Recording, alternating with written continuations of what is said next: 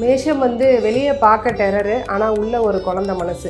நான் அடிக்கடி சொல்கிறது என்னென்னா, மேஷம் கிட்ட நல்ல அறிவு ஆற்றல் இருக்கும். அதை மற்றவங்க கிட்ட ஃப்ரீயாக அடகு வச்சுட்டு வந்துடுவாங்க. இப்போ நடப்பு சனி, கோச்சார சனி நமக்கு சாதகமாக இல்லை. நம்ம வந்து 10 பேரை வச்சு வேலை வாங்குகிறோம் அப்படின்றது 6. அப்போ வந்து எந்த விஷயத்தில் கவனம் அப்படின்னா, இப்போ குரு வந்து சனியை பார்க்க போகிறார். 12ல் இருக்கிற சனியை லாஸ் என்னமோ ஆக தான் போகுது. எது நடக்குமோ அது நடக்க தான் போகுது. ஆனால் குருவின் பார்வை அந்த சனியை கொஞ்சம் சாந்தப்படுத்தும். மேஷ ராசினியர்களுக்கு இந்த குரு பயிற்சி எப்படியெல்லாம் அமைய போகுது? மேஷம் வந்து வெளியே பார்க்க டெரரு, ஆனால் உள்ள ஒரு குழந்தை மனசு. வெளியே பார்க்குறதுக்கு சிடுமூஞ்சி அப்படின்னு சொல்லி, என்னடா சிடுமூஞ்சியாக இருக்காங்க, பேசுகிறதுக்கே நம்ம பயப்படுவோம். அவங்க ஃபேஸை பார்த்தா பேசுகிறதுக்கே பயப்படுவோம், பக்கத்தில் போக பயப்படுவோம். ஏன்னா செவ்வாயின் ஆளுமை இல்லையா, காலபுருஷனின் முதல் வீடு செவ்வாயின் வீடு. ஸோ தட் பார்க்குறதுக்கு ரொம்ப பயமாக இருக்கும். ஆனால் உள்ளே போய் பார்த்தா அவங்கக்கிட்ட அவ்வளோ ஒரு அன்பு இருக்கும், குழந்தைத்தனமாக இருக்கும். நான் அடிக்கடி சொல்கிறது என்னென்னா, மேஷம் கிட்ட நல்ல அறிவு ஆற்றல் இருக்கும். அதை மற்றவங்க கிட்ட ஃப்ரீயாக அடகு வச்சுட்டு வந்துடுவாங்க. அதாவது தெரிஞ்சே அடகு வைப்பாங்க. இந்தாங்க இதை எடுத்துக்கோங்க, இந்த ஐடியா பண்ணுங்கள், அந்த ஐடியா பண்ணுங்கன்னு ஒரு ஐடியாவை, அவங்களுடைய ஓன் ஐடியாவை அடுத்தவங்கள்ட்ட கொடுத்து அடுத்தவங்களை டெவலப் பண்ணிட்டு வந்துடுவாங்க. அதிகமாக பயன்படுத்தப்படுபவர்கள் மேஷம். ஓகேங்களா, நிறையா பிறரால் பயன்படுத்தப்படுவாங்க, நிறையா மனசு கஷ்டப்படுவாங்க. இன்னொன்று வந்து ஷார்ட் டெம்பர், ஸ்ட்ரெயிட் ஃபார்வர்ட், ரெண்டுமே. அப்படி இருக்கும்போது ரொம்ப மேஷராசிக்காரவங்க துன்பத்துக்குள்ளே போயிடுவாங்க. இப்போ நடப்பு சனி, கோச்சார சனி நமக்கு சாதகமாக இல்லை. விரயஸ்தானத்தில் இருக்கார். குரு பகவான் அடுத்து, அதாவது கடகத்திற்கு பயிற்சியாக போகிற குரு பகவான் உங்களுக்கு அட்டமஸ்தானத்தை 8 பார்க்குறார், 10 பார்க்குறார், 12 பார்க்குறார். இப்போ நீங்கள் வந்து எதில் கவனம் அப்படின்னா, ஆல்ரெடி சனியின் பார்வை 2ல் விழுகுது. 2னா தனம், குடும்பம், வாக்கு. 6ல் விழுகுது. அப்படி இருக்கும்போது பெரிய தொழிலதிபர்கள், அதாவது 6 அப்படின்றது நம்மளுடைய வேலையும் 6, நம்ம வந்து 10 பேரை வச்சு வேலை வாங்குகிறோம் அப்படின்றது 6. அப்போ வந்து எந்த விஷயத்தில் கவனம் அப்படின்னா, தொழில், பிஸ்னஸ் அண்டு வேலை, குடும்பம், வீட்டில் பிரச்சனை. ஏன்னா வந்து 12ல் விரயத்தில் சனி இருந்து 2 பார்க்குறனால குடும்பம். 12ங்கிறது தாம்பத்தியத்திற்கு உண்டான இடம். ஆல்ரெடி வந்து ஹஸ்பண்ட் அண்ட் ஒய்ஃபுக்குள்ள கிளாஷஸ், வாய்ஸ் அண்டரை அதிகமாக முத்துறது, சாப்பிடும்போது சண்டை வர்றது. ஏன்னா 6னா சாப்பாடு, உணவு, வயிறு. சாப்பிடும்போது இப்போ பாருங்கள், மேஷராசிக்காரவங்க எல்லாரும் நிறைய அப்போ சாப்பிடும்போது இந்த 1 வருட காலமாக கரெக்டாக சாப்பிடும்போது சண்டை வந்துருதுங்க அப்படின்னு சொல்லுவாங்க. இன்னொன்று, தூக்கமே இல்லாமல் தவிக்கிறாங்க. ஓகேங்களா, இந்த காலகட்டத்தை, அதாவது குரு பயிற்சி ஆகுது, நல்லாயிருக்கும். இப்போ குரு வந்து சனியை பார்க்க போகிறார். 12ல் இருக்கிற சனியை, கடக குரு 12ல் இருக்கிற விரய சனியை பார்க்க போகிறார் உங்களுக்கு. இருந்தாலும் என்ன அப்படின்னா, நம்ம இதை எப்படி கணக்கில் எடுத்துக்கணும் அப்படின்னா, விரயமாகிறது ஆக தான் போகுது. ஓகேங்களா, லாஸ் என்னமோ ஆக தான் போகுது. எது நடக்குமோ அது நடக்க தான் போகுது. ஆனால் குருவின் பார்வை அந்த சனியை கொஞ்சம் சாந்தப்படுத்தும். ஓகேவா, ஃபார் எக்ஸாம்பிள், இப்போ ஒரு 2 கண்டக்டர் இருக்காங்க.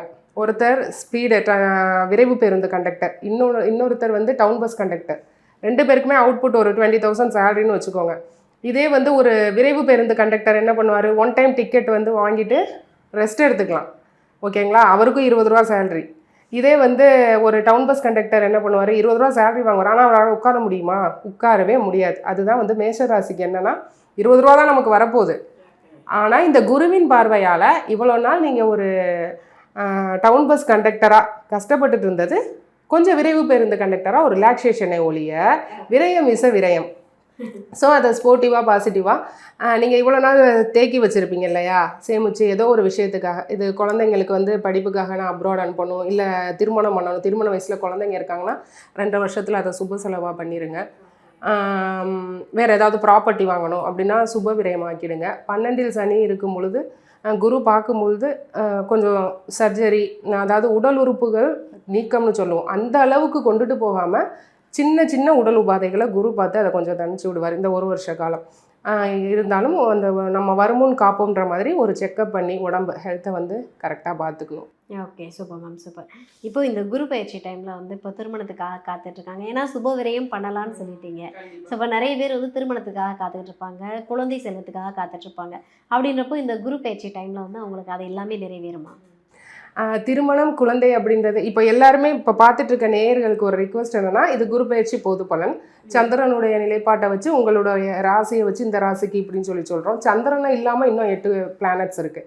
ஸோ பார்க்குறவங்க உங்கள் சுய ஜாதகத்தை எடுத்து வச்சுக்கோங்க. இப்போ நான் மேஷ ராசின்னு சொல்கிறேன்னா, அது மேஷ லக்னத்துக்கும். ராசின்னு சொல்கிறது எல்லாமே நம்மளுடைய எண்ண ஓட்டங்களாக இருக்கும். இப்போ நான் சொல்கிற விஷயங்கள் உங்களுக்கு எண்ண ஓட்டங்களாக இருக்கும்.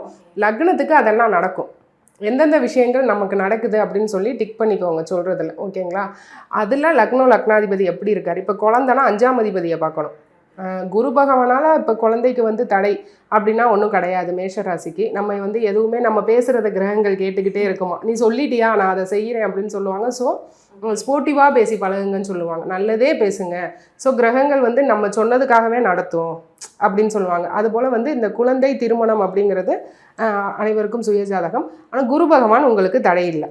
Okay, super. ஒன்றும் பிரச்சனைகள் இல்லை.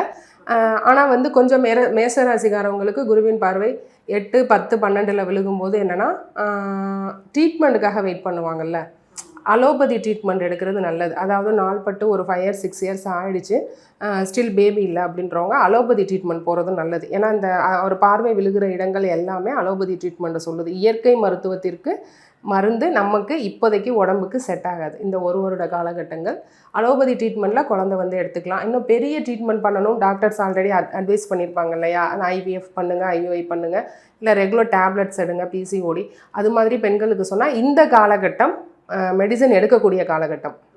மெடிசன் எடுத்து சக்ஸஸ் ஆகும் மேஷம் ராசிக்கு. Super ma'am, super. இப்போ வந்து வேலையில் வந்து மாற்றம் ஏற்படுறதுக்கான வாய்ப்பு இருக்கா? கண்டிப்பாக உண்டுமா, கண்டிப்பாக உண்டுமா. அதுவும் மேஷத்துக்கு வந்து 12 வந்து குரு பார்வை விழுகும்போது, 12னா வெளிநாடு, ஓகேங்களா, தூர தேசம். 8, 10, 12 அப்படின்னா 8ங்கிறது அட்டமஸ்தானம், விரயம், அது வேற பெரும் விரயம். இன்னொன்று 8ங்கிறது தான் பெருஞ்சொத்து, திடீர் சொத்து, உழைக்காத வருமானம் அப்படின்னு சொல்லுவோம். 10னா கர்மஸ்தானம், 10ங்கிறது வேலை தொழில், 12னா தூரம். ஸோ நீங்கள் மாற்றத்துக்கு தாராளமாக இப்போ தயாராகிக்கங்க.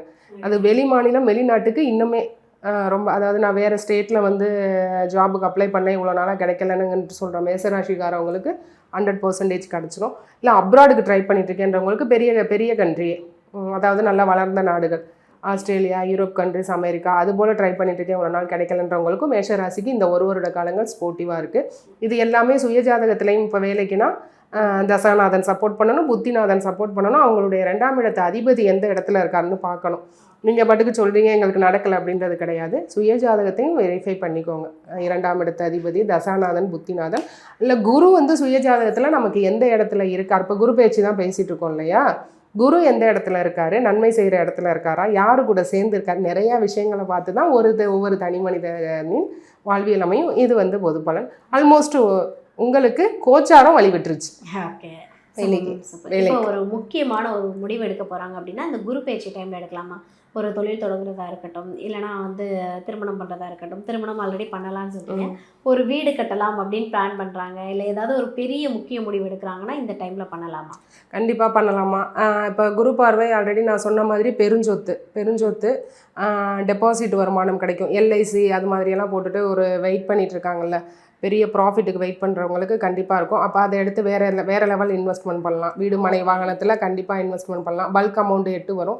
இதே நேரத்தில் இந்த 8 பார்த்து அவர் பூஸ்டப் பண்ணுறாரு, அஷ்டமஸ்தானத்தை பார்த்து பூஸ்டப் பண்ணும்போது உடல் உபாதைகள் ஆல்ரெடி இருக்குது, கான்ஸ்டிபேஷன் இருக்குது, வயிறு சம்மந்தப்பட்ட பிரச்சனை, யூரினரி இன்ஃபெக்ஷன்லாம் இருக்கும். ஆல்ரெடி மேசராசிக்காரவங்களுக்கு ஒரு வருஷமாக இருக்கும். பிறப்புறுப்பு சம்மந்தப்பட்ட பிரச்சனை, அலர்ஜி, ஒத்துக்காது. இன்னொன்று ஸ்கின் டிசீஸ், 8ன்றது ஸ்கின் டிசீஸ், முட்டி வலி, பாத வலி, இந்த மாதிரி உறுப்புகளில் கவனம் கொடுக்கணும். இப்போ வந்து சர்ஜரி ஏதாவது முன்ன சொல்லியிருந்தாங்க, அதை நான் தள்ளி போட்டுட்டு போகிறேன், கொஞ்ச நாள் ஆகட்டும் தள்ளி போட்டுட்டு போகிறேன், இப்போ பண்ணலாமா அப்படின்னா தாராளமாக பண்ணலாம். இப்போ வந்து மருத்துவமனை செலவு, ஸோ இந்த காலகட்டங்களை பயன்படுத்தி செலவு பண்ணுங்கன்னு தான் நான் மேஷராசிக்காரங்களை சொல்லுவேன். மாற்றிக்கங்க. அதாவது வருவாங்க ஒரு சில தசா புத்திகளில் செலவாகுதுன்னு வருவாங்க, இப்போ செலவு பண்ணுறது நல்லதுன்னு சொல்லுவோம்.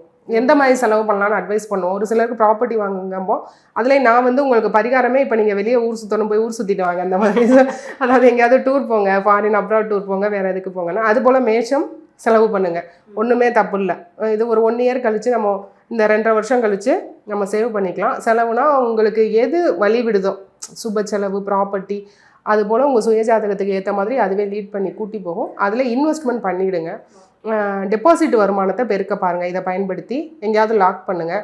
லோன் வாங்குறவங்க இப்போ லோன் வாங்கலாம். ஷோராக லோன் கிடச்சிரும். யாரெல்லாம் who are all waiting for bank loan இப்போ கண்டிப்பாக கிடச்சிரும். இவ்வளோ நாள் நான் அலைஞ்சிட்ருக்கேன், எனக்கு லோனே கிடைக்கலன்றவங்களுக்கு இனிமேல் மேஷராசிக்காரவங்களுக்கு குரு பகவான் வழி விட்டுட்டாரு. சனி பகவான் கடன் வாங்க சொல்லுவார்.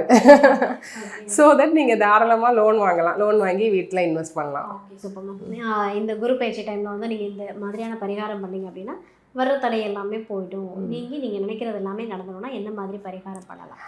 இப்போது குரு பயிற்சியில் வந்து உங்களுக்கு கீழே வேலை பார்க்குறவங்க, அதாவது பெரும் முதலாளிகளாக இருந்தீங்கன்னா உங்களுக்கு கீழே வேலை பார்க்குறவங்கள ரொம்ப நல்லா வச்சுக்கோங்க.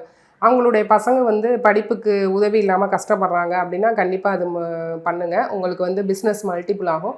அண்ட் தென் முதியோர்கள் ஊனமுற்றவர்களுக்கு இந்த வெஹிக்கிள் வாங்கி தருது, உங்களால் என்ன முடியுமோ அது போல் வந்து பண்ணலாம். குரு பயிற்சியில் இந்த ஏஜ்டு பீப்புளுக்கு உங்களால் முடிஞ்ச தான தர்மங்கள் பண்ணுங்கள். ஏன்னா நம்ம கர்மா வந்து என்ன பண்ணுவோன்னா, இப்போ சனி பகவான் வந்து லெஃப்ட் சைடு ரைட் சைடுன்னு நமக்கு 2 சைடு இருந்து இந்த சைடு வந்து பேடு, இந்த சைடு குட்ஸ் எல்லாம் ஏற்றிட்டே இருப்பாராம். ஸோ முன்னோர்கள் வந்து என்ன சொல்லுவாங்கன்னா, இந்த சைடு இறக்கணும், ரைட்டை வந்து ஏற்றணும், அதாவது நன்மையை ஏற்றணும். இதை இறக்குறதுக்கு என்ன வழினா கொடுக்கறது தான் வழி. நம்ம ஆல்ரெடி கர்ம மூட்டைகளை கட்டி வச்சுட்டு தான் வந்திருக்கோம். மனித பிறவி எடுத்தாவே கர்ம மூட்டைகளோட தான். அது வந்து நம்மளுடைய கிரெடிட்ஸா இல்லை நம்மளுடைய பாவங்களா அப்படின்றது நம்ம வாழ்கிற வாழ்க்கையில் தெரிஞ்சு போயிடும். ஏன்னா இப்போ கடவுளே இல்லை அப்படின்னு சொல்லிட்டு இருக்கவங்களுக்கு ஒரே கொஸ்டின் என்ன அப்படின்னா, இப்போ நீங்களும் ஒரு மனித பிறவி, நீங்கள் ஒரு லைஃப் ஸ்டைல், என்னுடைய லைஃப் ஸ்டைல் வேறு அப்படிங்கும்போது ஏன் இந்த டிஃப்ரென்ஸ்? நீங்களும் குழந்தையா பிறகுறீங்க, நானும் குழந்தையா பிறகு, நம்ம ஒரு பாவமும் பண்ணலையே. ஸோ என்னன்னா அது நம்ம கேரி ஓவர், நம்மளுடைய கர்மா. அதை கழிக்க ஒரே வழி கொடுக்குறத தவிர எந்த தெய்வமும் நமக்கு துணை நிற்காது. என்னதான் கோவிலில் போய் உருண்டு பிறண்டு அழுதாலும் தான தர்மத்துக்கு ஈக்குவலாக கர்மா கழிக்க முடியாது. மேஷராசிக்காரவங்க வயது முதியோர்கள் ஊனமுற்றவர்களுக்கு ஹெல்ப் பண்ணுங்கள். உங்களுக்கு கீழே வேலை பார்க்குற தொழிலாளர்களுக்கு, உங்கள் கூட இருக்கிற ஒர்க் பண்ணுற கொலீக்ஸுக்கு, அவங்க பசங்களுக்கு ஏதோ திருமணத்துக்கு கேட்குறாங்க, இல்லை ஒர்க்கு ஜாபுக்கு கேட்குறாங்கன்னா தாராளமாக ஏதோ உங்களால் முடிஞ்சதை கொடுத்தீங்கன்னா உங்களுக்கு இந்த வீரியம் குறையும். சனி பகவான் சந்தோஷப்படுவார், குரு பகவான் கூட கொடுப்பார். Okay, super ma'am.